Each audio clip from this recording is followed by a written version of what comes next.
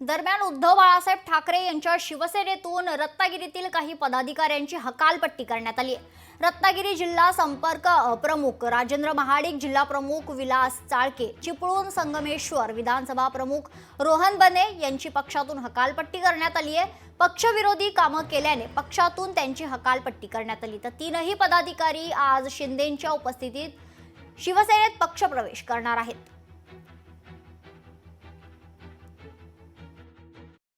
माझ्या माहितीप्रमाणे विलास चाळकेंची हकालपट्टी केली असं पत्र आम्हाला पाहायला मिळालेलं आहे। ते शिवसेनेमध्ये किंवा आमचे आपले शिंदे साहेबांच्या नेतृत्वाखाली पक्षात प्रवेश करतात ह्याची मला काय माहिती नाही। आजच करतात ते प्रवेशाची मला काही माहिती नाही, पण समजा ते पक्षामध्ये आले, पक्षामध्ये काम चालू केलं तर निश्चितपणे पक्षाचे जे प्रमुख आहेत एकनाथ शिंदे साहेबांनी ज्या सूचना दिलेल्या आहेत त्या सूचनेप्रमाणे आम्ही भविष्यात काम करू असे मला इथे मी अभिवचन देतो।